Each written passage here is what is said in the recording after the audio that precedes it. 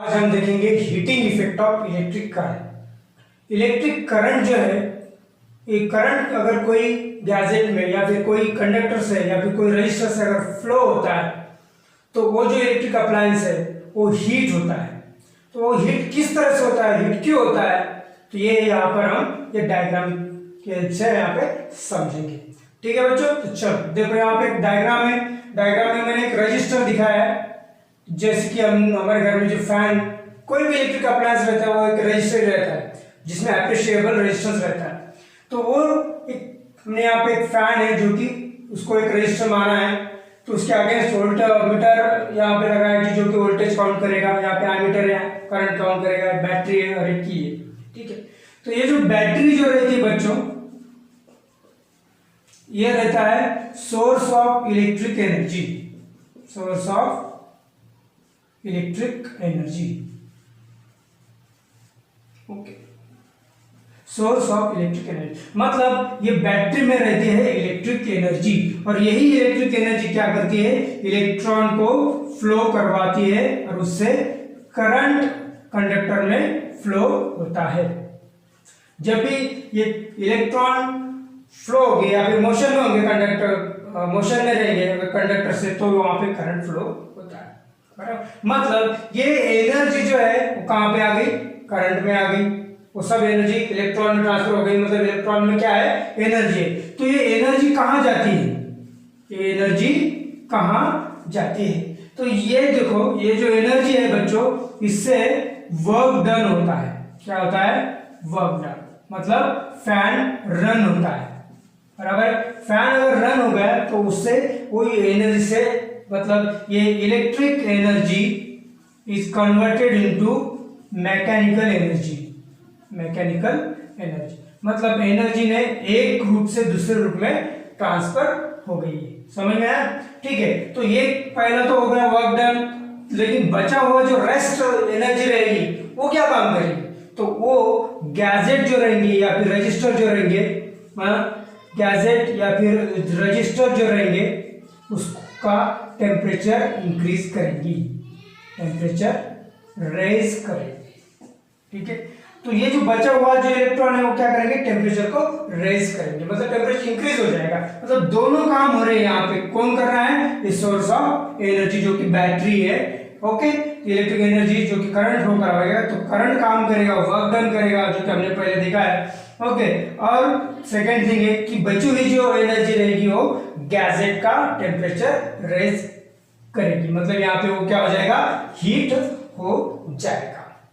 Okay, यहाँ पे heat produce होगी गैजेट में, तो उसके वजह से जब भी हम फैन को रन करते हैं तो कुछ देर बाद फैन थोड़ा सा वार्म हो जाता है या फिर थोड़ा गर्म होता है। तो जब गर्म हीट होता है तो वो हीटिंग, वो है heating effect of electric current, मतलब इलेक्ट्रिक करंट से ही वो हीट होता है। ठीक है, और एक एग्जांपल देखते, देखो समझो आपके पास एक कॉपर वायर है, बराबर है, ये है मेटल गुड कंडक्टर, बराबर, यहाँ पे करंट फ्लो होगा।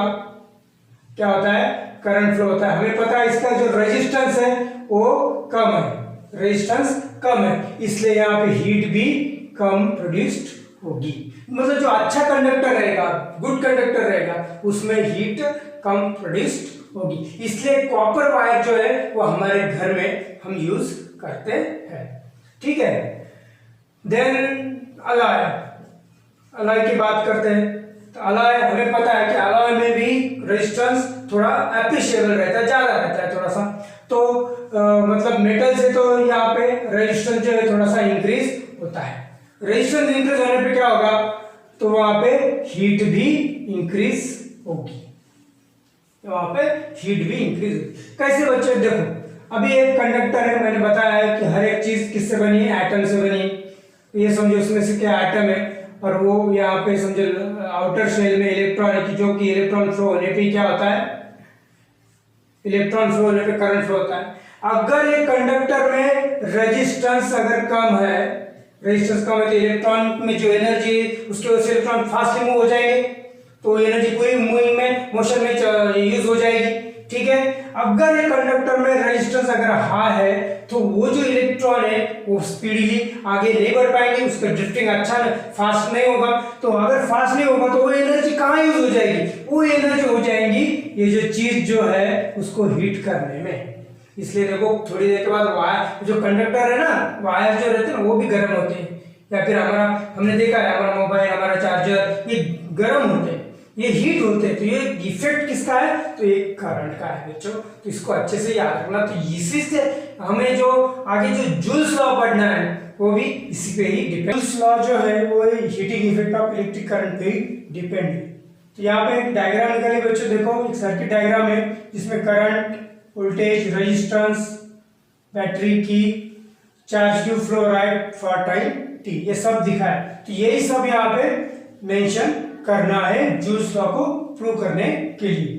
Like I be the current flowing through the circuit, कोई भी रेजिस्टेंस, अगर समझो कोई एक सर्किट है उसमें से एक रजिस्टर है, उसमें एक रजिस्टर है और उसमें से करंट फ्लो हो रहा है, तो ये रजिस्टर जो हीट हो जाता है तो किस तरह से होता है, इसको जूल्स लॉ कहा जाता है। तो इसको कौन कौन डिपेंड करता है, जूल्स लॉ में कौन कौन पार्टिसिपेट है, करंट है, वोल्टेज है, रेजिस्टेंस है, ओके ये सब। तो ये सब यहाँ मेंशन करना है। Let I be the current flowing through the resistors of resistance R, एक रजिस्टर है, समझे फैन है, टीवी है, या फिर कोई और इलेक्ट्रिक गैजेट है जिसका रेजिस्टेंस आर है।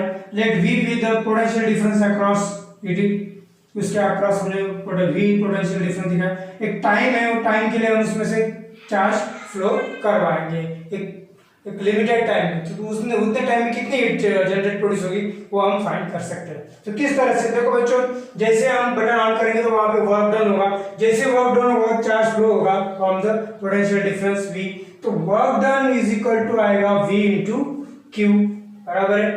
तो ये होगा वर्क डन, बराबर है। तो यही वर्क डन क्या करेगा, फिर यहाँ पे पावर सप्लाई करेगा, पावर इनपुट करेगा, power input to the circuit is given by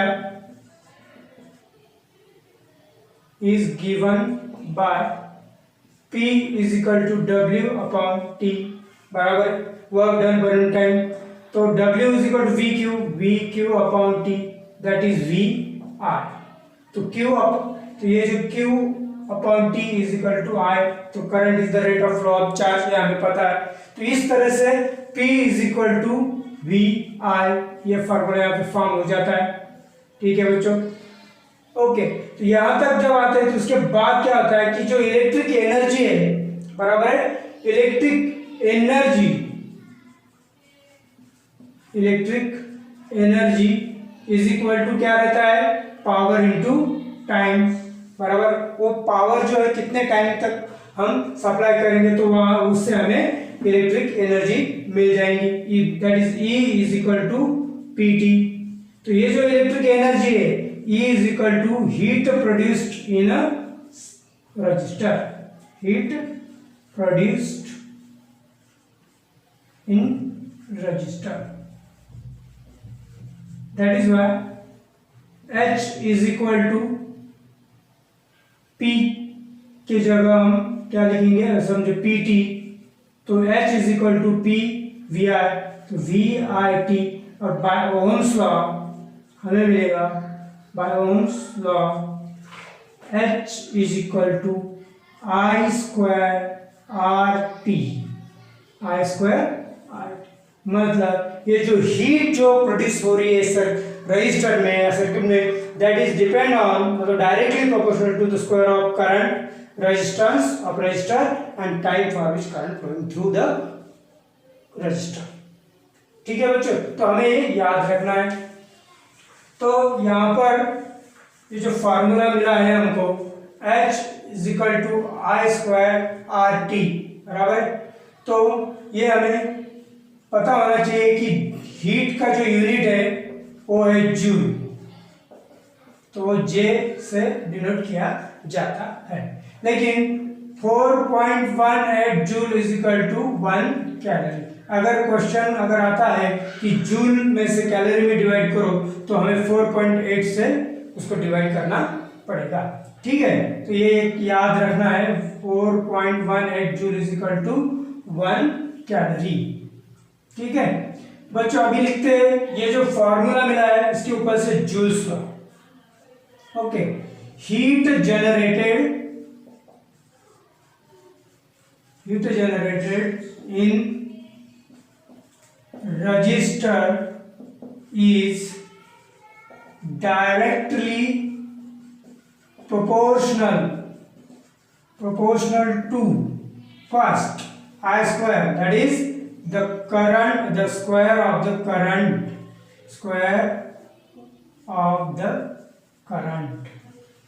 that is flowing through the circuit. Second, the resistance in circuit.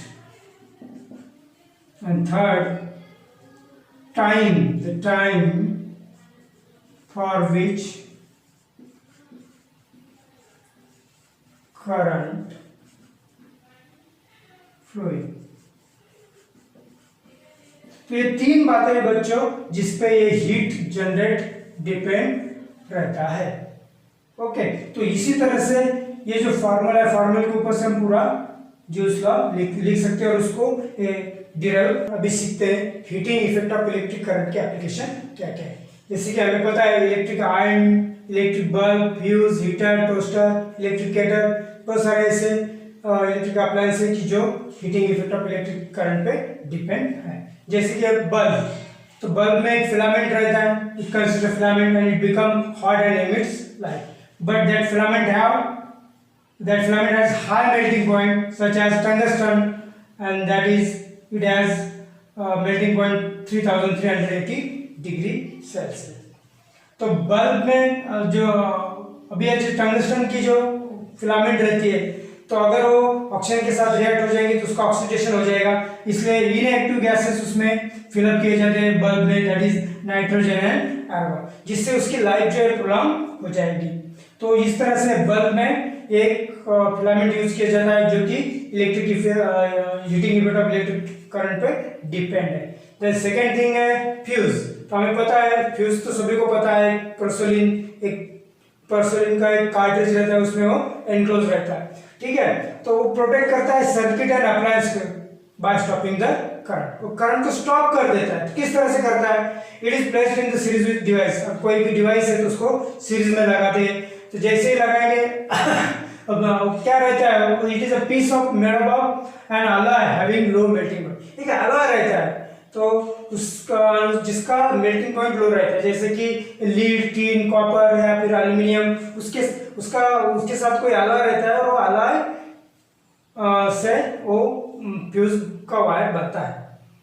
तो उसको किस तरह से काम करता है, अगर उसमें से लार्ज अमाउंट ऑफ करंट अगर फ्लो हो जाए या फिर एक स्पेसिफिक वैल्यू रहती है, उसके आगे अगर उससे ज्यादा अगर करंट उसमें से फ्लो हो जाता है तो वो मेल्ट हो जाता है, क्योंकि उसका मेल्टिंग पॉइंट लो रहता है। जैसे वो मेल्ट हो जाएगा सर्किट ब्रेक हो जाएगा और आगे जो हमारे अप्लायंसेस रहेंगे इलेक्ट्रिक वो प्रोटेक्ट हो जाएंगी। ओके, तो इस तरह से ये फ्यूज काम करता है। तो ये भी हमें याद रखना है। दो डिवाइसेस है, इसके बारे में क्वेश्चन एग्जाम में आते हैं। तो इसके जो फ्यूज का जो रेटिंग है बच्चों, देखो यहाँ पे उसका रेटिंग भी दिया रहता है, जैसे कि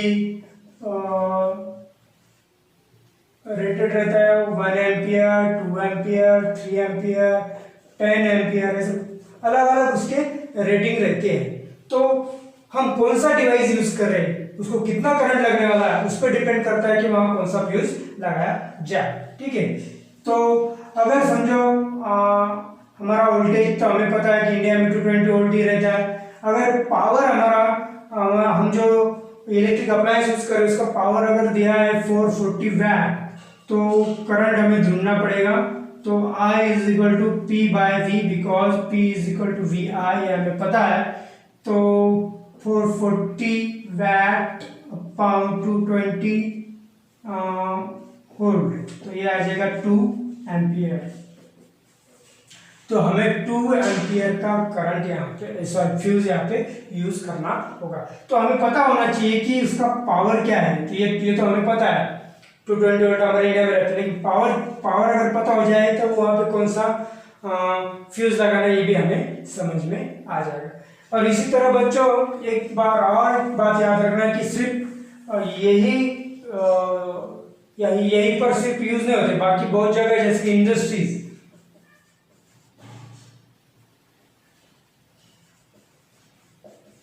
इंडस्ट्रीज जो है वहां पे जो सोल्डरिंग करते हैं, सोल्डरिंग, वेल्डिंग, कटिंग या फिर ड्रिलिंग, और वहां पे इलेक्ट्रिक फर्नास भी रहते हैं। तो यहाँ सब जगह पे ये application heating effect of electric current के होते हैं। और सेकेंड थिंग जो है वो सर्जरी में इसमें यूज होता है, ये heating effect of electric. Heated thin platinum wire जो रहती है is used for cutting tissue. जो टिश्यू कट करने के लिए प्लैटिनम की थीन वायर वह हीट की जाती है, और हीट करने पे वो इजीली जो टिश्यू है वो कट करती है। तो वहाँ भी ये यूज होता है सर्जरी में। नाइफ से भी अच्छा इजी ये कट कर लेता है। तो ये सब बातें हम याद रखेंगे। इलेक्ट्रिक पावर क्या है, उससे पहले हमको पावर क्या है ये समझना पड़ेगा। तो पावर है rate of doing work, rate of doing work, it is called as power, that is P is equal to W upon T। ये फॉर्मूला आपको पता है। तो इलेक्ट्रिक पावर के बारे में क्या लिखेंगे, electric power is electric work done per unit time. Same electric work done per unit time is called as electric power. तो वही फॉर्मूला आएगा, electric power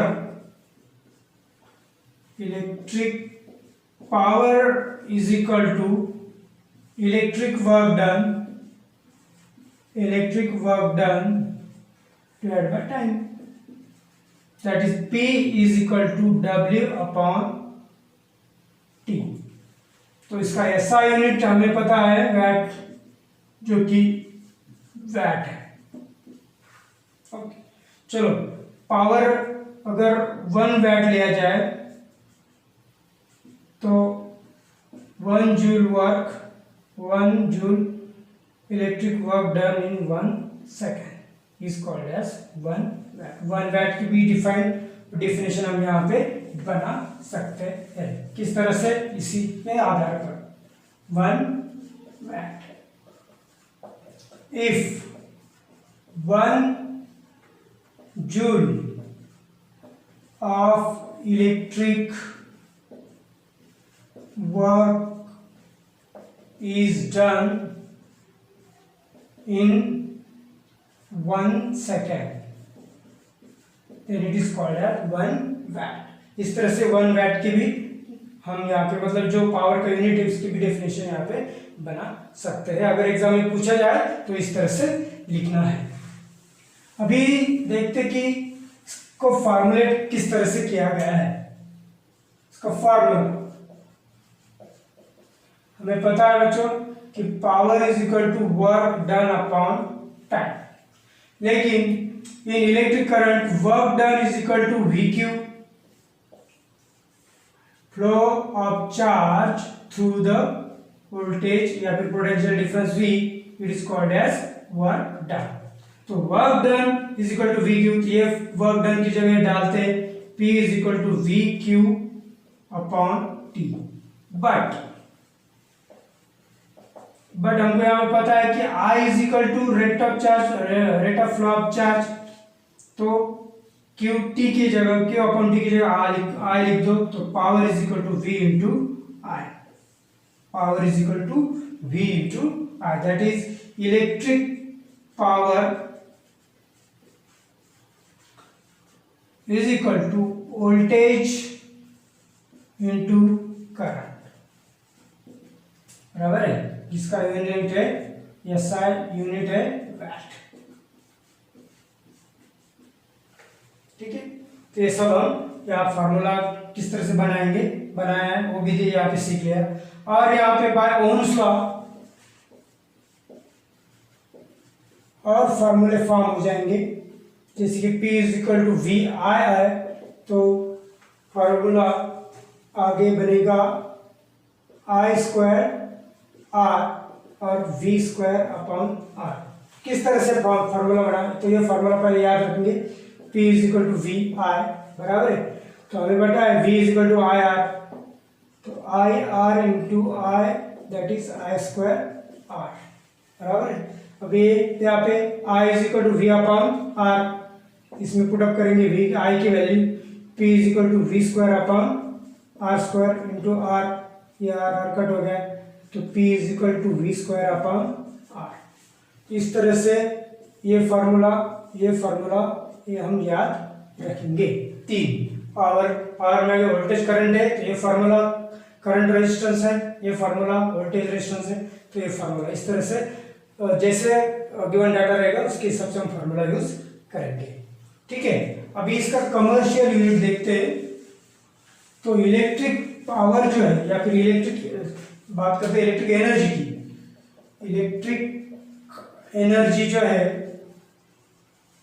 that is equal to power into time, power into time. E is equal to electric energy is equal to power into time बराबर। ठीक है, तो ये हम याद रखेंगे। तो इसका जो कमर्शियल यूनिट जो है 1 किलो वैट आर या फिर किलो वैट आर है।